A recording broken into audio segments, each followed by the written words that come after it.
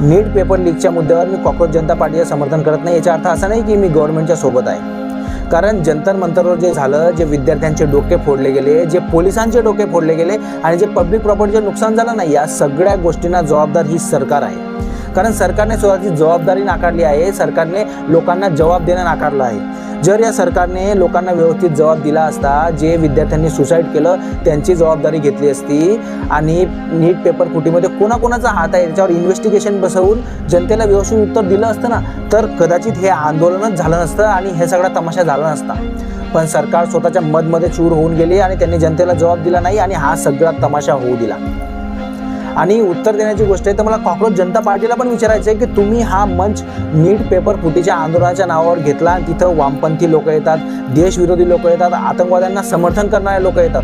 कोणी सांगतं श्रीराम कोण होते तर कोणी सांगतं 370 परत आणा आणि एक व्यक्ती तर म्हणे भारत माता आहे तर तुमचा बाप कोण आहे म्हणे। या सगळ्या गोष्टींचं खंडन अभिजित दिपकेने का नाही केलं? त्यांनी का नाही सांगितलं की हे नीट पेपर फुटीचे आंदोलन आहे, या सगळ्या गोष्टींना मी समर्थन करत नाही। म्हणून पेपर फुटीच्या आंदोलनाच्या नावावर देशाला आग लावू इच्छिणाऱ्या या शंड पार्टीला मी कधीच सपोर्ट करणार नाही।